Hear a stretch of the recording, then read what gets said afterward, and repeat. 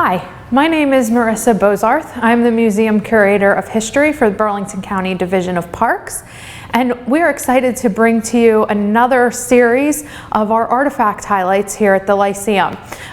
We're going to introduce you to a few artifacts that aren't necessarily always seen by the public, some that are, but you might not always know the story behind them. So we're very excited to be able to share these with you.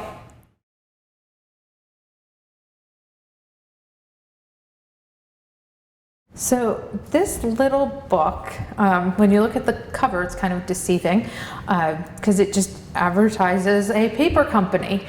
Crane & Company was from Massachusetts, and they have an interesting story in themselves, even though they're not a Burlington County company, but they were established in 1801 and were basically selling paper to banks, shopkeepers, merchants, printers, typical places you would sell paper.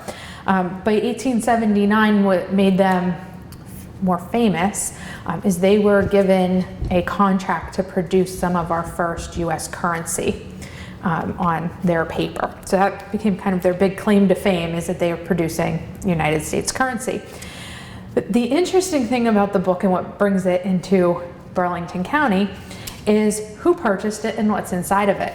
So this one was purchased by the H.B. Smith Company in East Hampton. And I'm going to show you some of the blank pages first, because this is the way this was put together.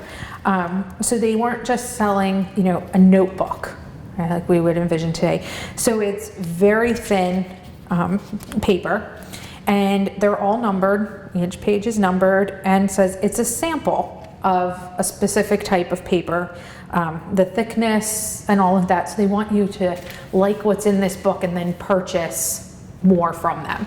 Okay. But in the very, very front of the book, we have some really cool sketches that they used the book. So this is the first page.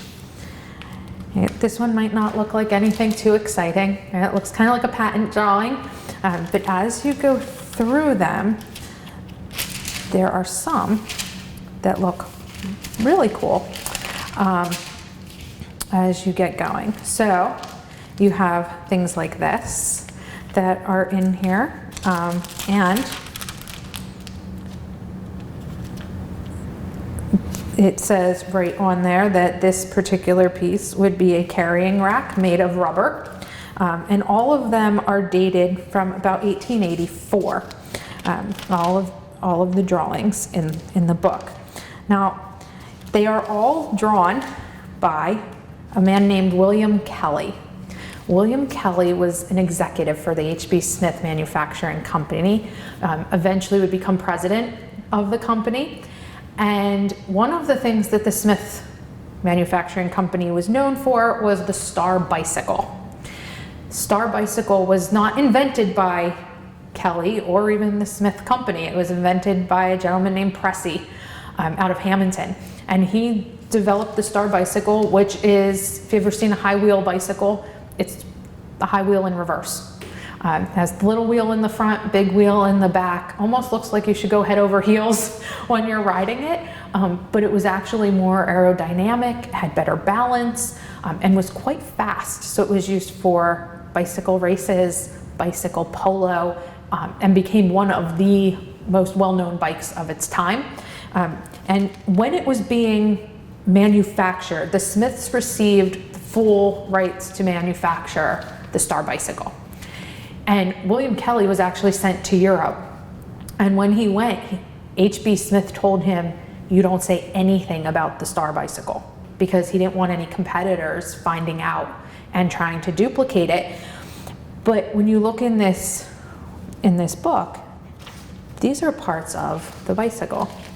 And you can tell by, there's where the wheel would fit in there. If you look over here, you have handlebars and brakes on there, all drawn by William Kelly and even witnessed on there as well, all from 1884. And then he goes into much smaller detail with springs and how the spring system would work, most likely for the seat on there. There's only a few pages. It's really the first maybe 6 or 7 pages of the book, and the rest of it is empty.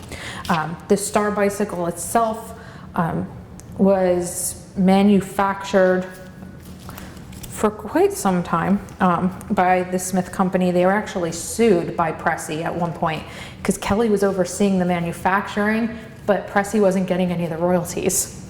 So he ended up taking them to court. He wanted royalties on each sale of the bike. But it makes this little book of paper, from the front, kind of deceiving. Pretty interesting because we have all of these designs for how all of it should work, all drawn by William Kelly, who also holds several patents in the H.B. Smith Company for machinery as well.